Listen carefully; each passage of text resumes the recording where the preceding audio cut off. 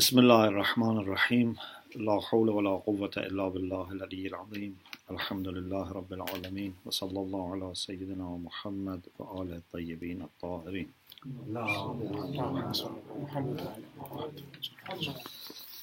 First, I offer my condolences for the demise of the Prophet Muhammad sallallahu alaihi wasallam and Imam Hassan alayhi salam and Imam Rida alayhi salam.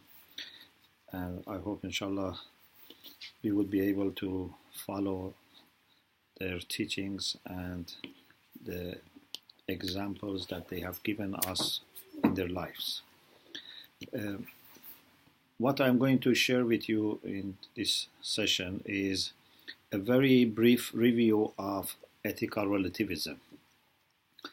And this was a topic that I was interested in, so I decided to work for my PhD on ethical relativism, and I worked on it in general. Then I focused on two contemporary ethical relativists, Gilbert Harman and David Wong, and then I also came up with my understanding of what would be the foundations of morality that can be shown to be not relativist. So briefly, what we can say is that there are three types of ethical relativism. And we need to distinguish between these three and to see what their claims are and what their arguments are and how one of them is used sometimes as the basis for the other. So we have descriptive ethical relativism. Page 2, please.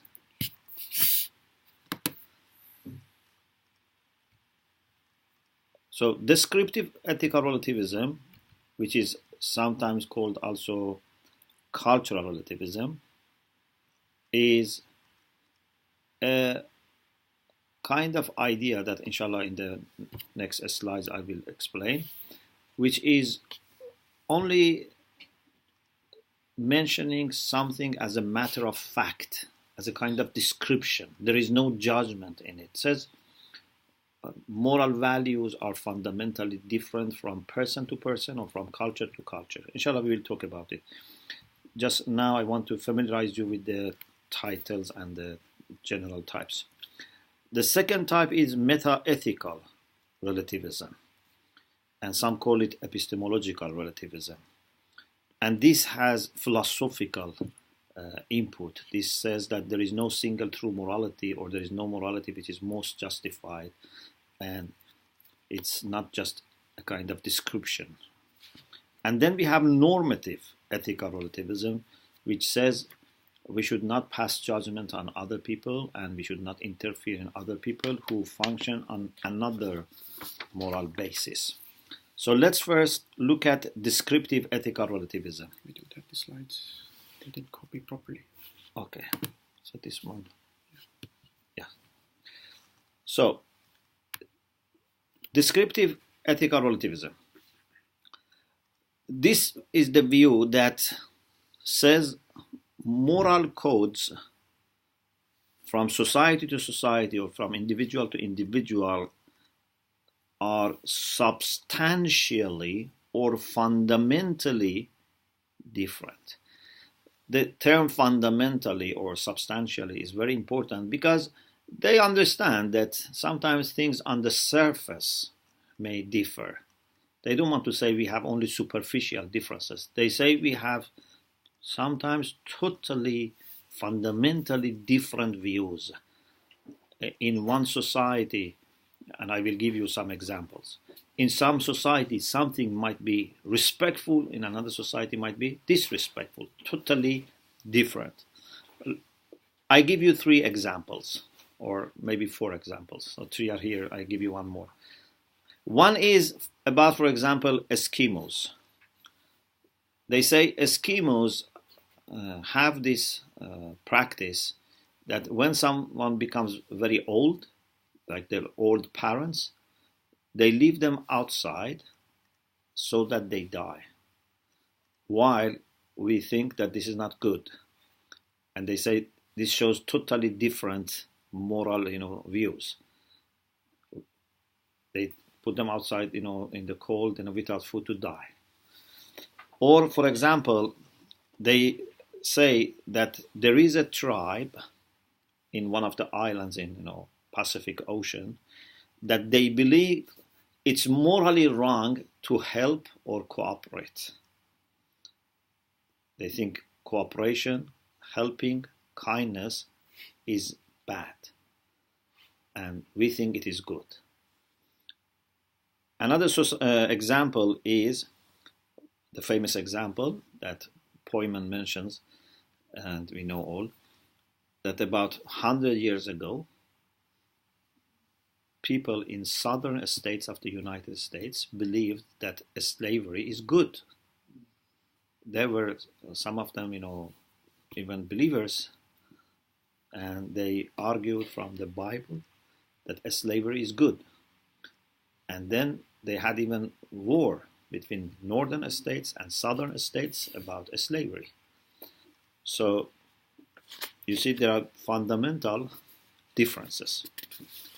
Another example is what we find in history reported by Herodotus, that in the time of Iranian king Dariush, because the state was very big, so inside the state he had some citizens, some Indians, that they had the habit of eating the dead body of their dead relatives.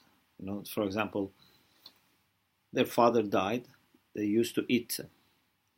And they had people in Greece, which was part of the empire, that they used to burn. So once he brought them to the court and said to the people who used to eat, why you eat? He said, we want to respect them. He said, how much I give you so that instead of eating them, you burn them. They said, how can we burn our dead father or mother? We cannot burn them. Then he said to the opposite group, how much I give you that instead of burning, you eat. He said, can you eat your mother or father? So then it shows that there is big differences in the practices. So descriptive ethical relativism brings all these cases of differences, and they say that either all moral values are fundamentally different, which is the radical version, or the moderate version says some moral values are fundamentally different between society to society or culture to culture or individual to individual.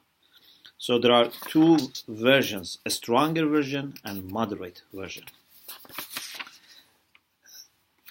Meta-ethical relativism, I come back to the evaluation later, is not just saying that there are different moral values. No. It says there is no single true morality. So sometimes, you may say there are different moral values, but only one is correct. So for example, we don't have problem with ethical relativism if it is descriptive. Of course, many of those examples we question. But even if we accept that there are different moral systems, it's not going to pose any problem. But meta-ethical relativism says there is no single true morality. And these are also themselves divided. There is a stronger version which says all those substantially different moral codes are true. There are no slides. No? Okay. All those substantially different moral codes are true. And there is a moderate version which says not all, but can be more than one, which is true. So the radical version says any person, whatever has, as his moral system or any society is fine. There is another system which is more moderate. They say we don't say everyone. For example, we don't say, Apartheid is also fine, or discrimination is fine, but there can be many good ones as well.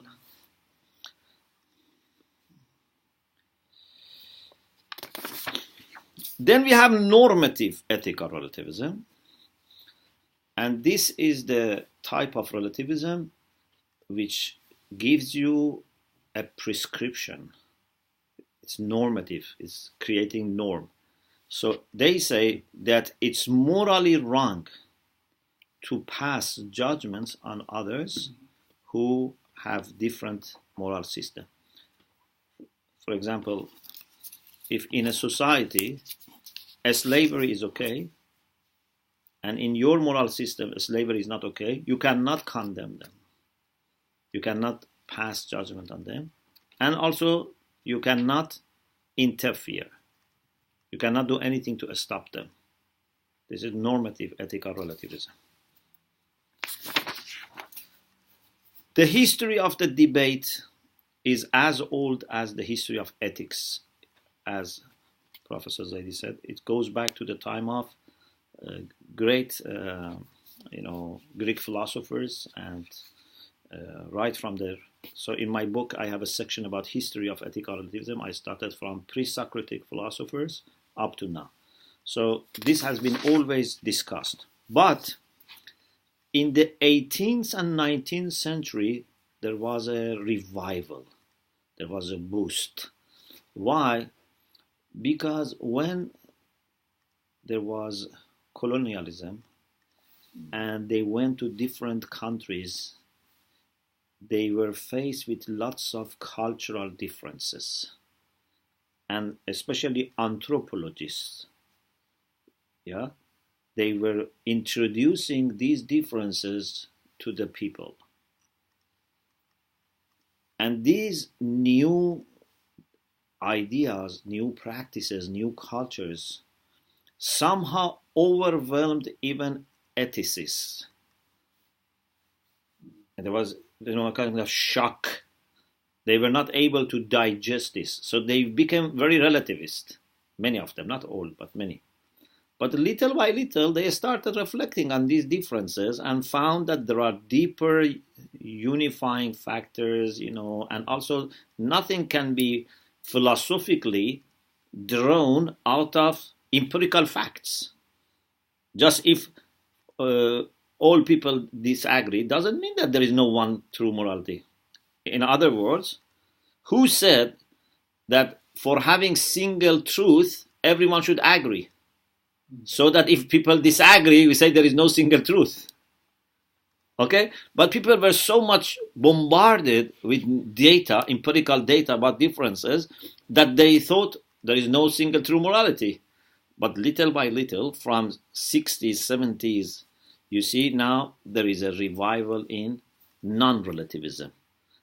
To the extent that now those who are relativists are so much modifying it, like these two people that I have worked on them, Gilbert Harman and David Wong, that Arrington, who is an American philosopher, and I met him in person, he even questions them being relative. So relativism is now very much in decline. And now more people, appreciate, universal values. But the problem is now, whose values is the universal ones? That is now a fight. So some people want to say our values is the universal one, and you have all to accept it. So let's have a quick evaluation. When it comes to descriptive ethical relativism, we say the one which is a stronger version, which says all moral values are fundamentally different, is very difficult to accept. There is no proof for it. And even you cannot prove it. How can you say that I have investigated moral values of all cultures and tribes across history, and I came to the conclusion that no two society had one common value? This is nothing what just looks, someone is very emotional if it says. The moderate version is more reasonable, that some values are fundamentally different between two societies. We say, okay, first of all, we don't have any problem with this. Suppose it's the case. As long as you say it's just a matter of fact, yes, people may make mistakes. But we say we need to look into your examples. Many of the examples actually don't show fundamental differences.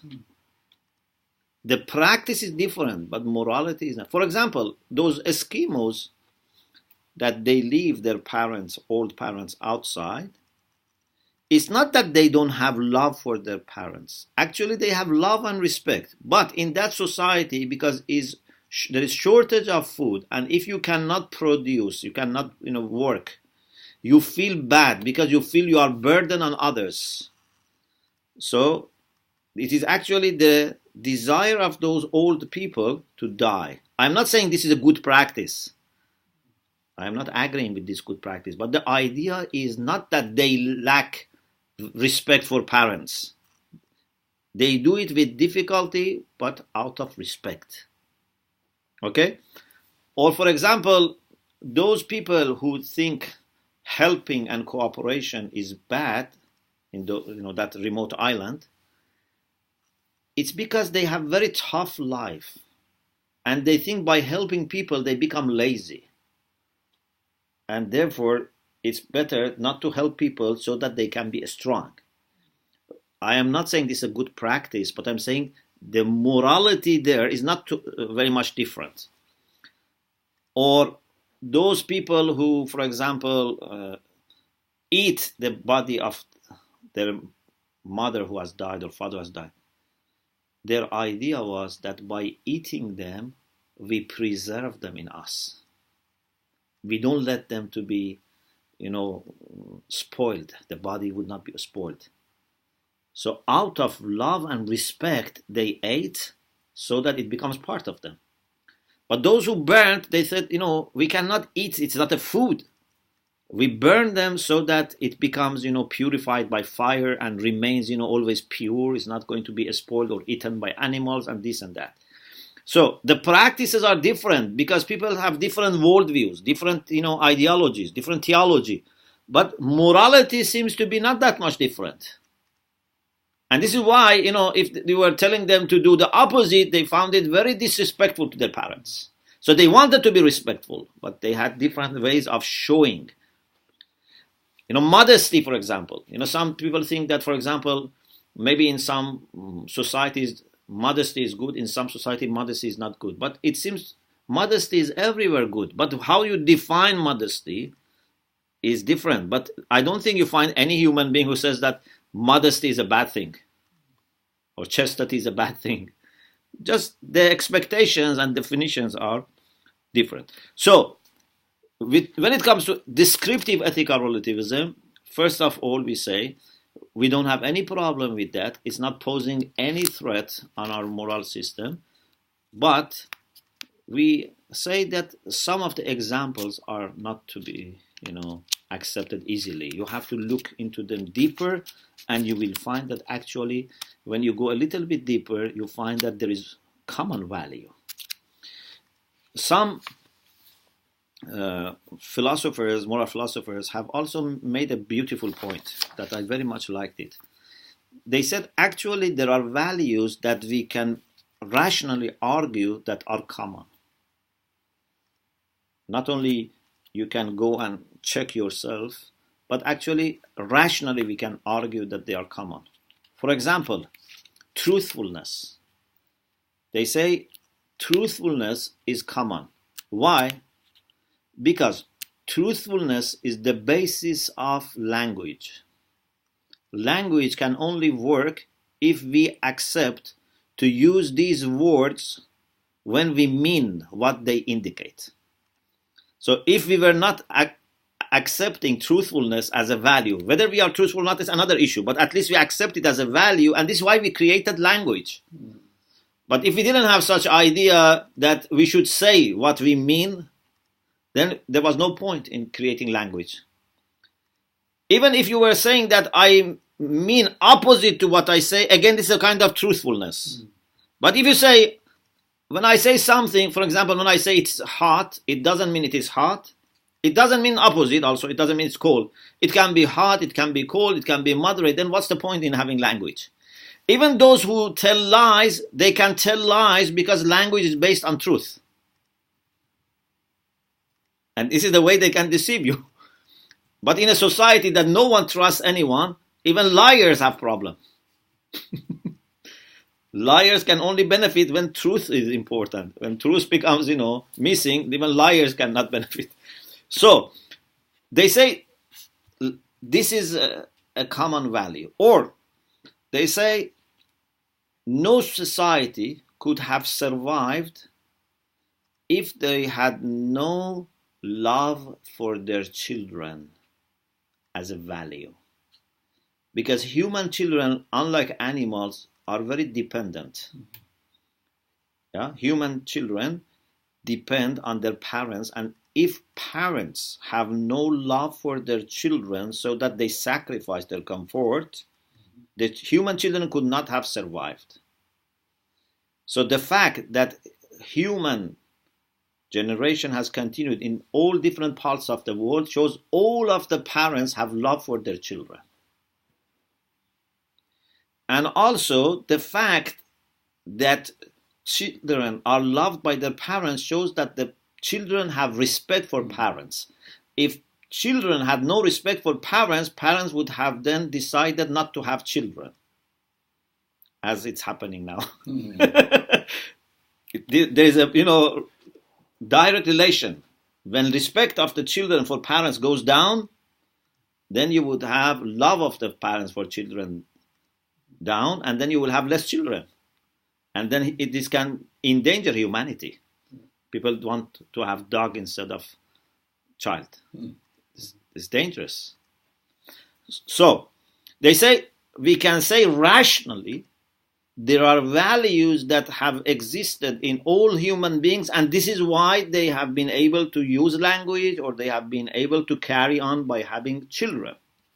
This is a good point. So, this is about descriptive ethical relativism. When it comes to meta-ethical relativism, I have tried to investigate any possible ground for meta-ethical relativism.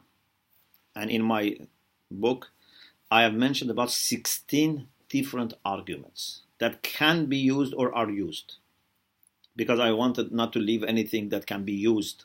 And then I have tried to show whether they can really prove meta-ethical relativism or not. We don't have to discuss all those points, but I can tell you more than 90% they rely on descriptive ethical relativism to prove meta-ethical relativism. So they argue from means from fact, a philosophical idea, and this is logically false.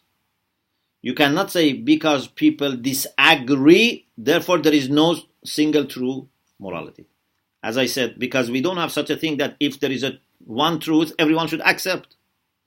Even in science, we have many scientific things that people disagree. Or people may agree on the opposite. It doesn't have any relation, logical relation, with what people think. Truth is something, and what people think is something else. They can match or they can mismatch. From diversity of opinions, you cannot argue for diversity of the truth.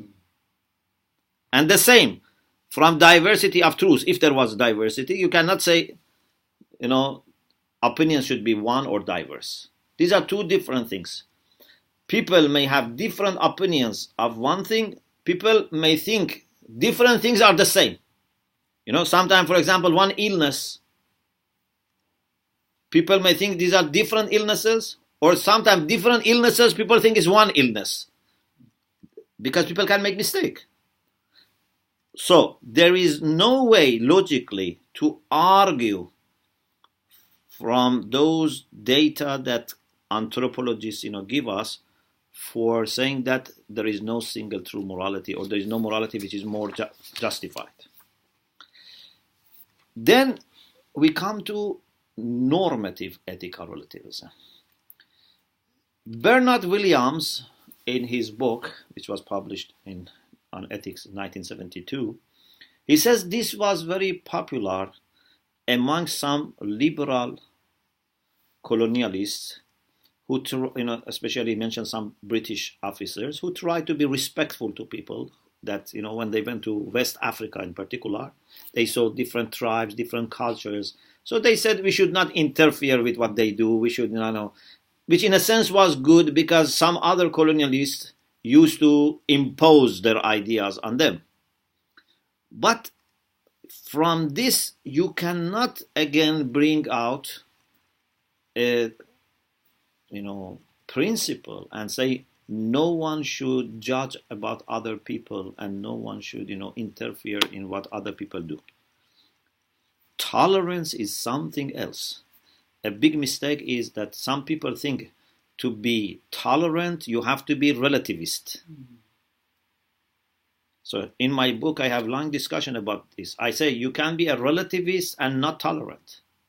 Because relativist says, my morality is good, your morality is good, but maybe in my morality there is no tolerance. So then why I should tolerate you?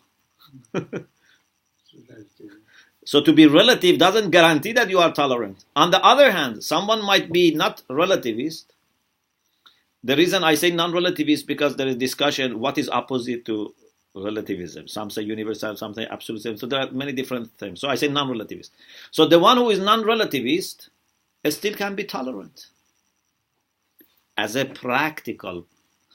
So I may believe that my values are universal, but still this doesn't mean that I am going to interfere in your life, because I may think that. Ask questions after. Yes, inshallah, I will finish soon.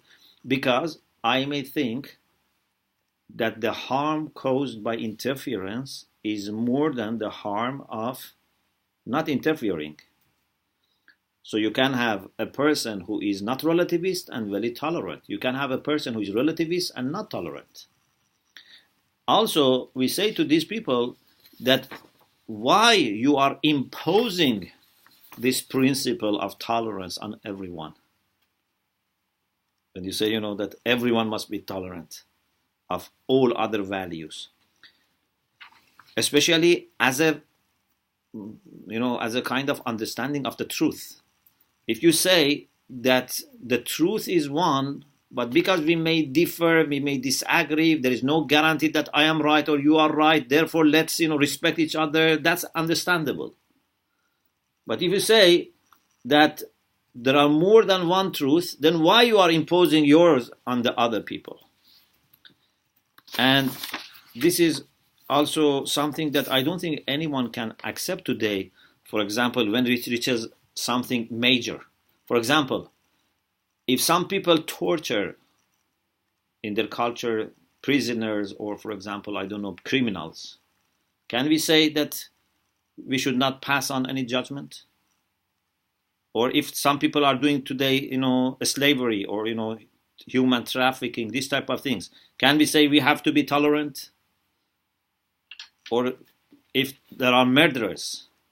So it seems that no one is able to accept this idea of no one should pass any judgment on other people. Yes, we appreciate that we should not interfere too much, or we should not impose our understanding on other people. But this is different from the philosophical idea that if I believe my morality is the one which is true or justified, in my heart, I should be able to judge and I should be able to condemn if something is bad. Otherwise, I'm not honest. This is different from being, arrogant or interfering. But, for example, if telling truth is good in my morality, then how can I have no judgment about people who tell lies? It's not possible. You are creating, contradiction in me to say, telling truth is good, but only for you, not about. So, the big mistake is they have thought if you are not relative, you become harsh. You become someone who has no tolerance. Again, when it comes to the argument, you find anyone who argues for normative ethical relativism uses meta-ethical relativism, which we said is problematic by itself. So I think I stop here so that we can have more questions, and those who are more interested, inshallah, they can refer to the book, Ethical Relativism, an Analysis of the Foundations of Morality, published by the Islamic College. Thank you for your attention. Thank you, Dr. Shomali. Now the floor is open to questions if anyone has any.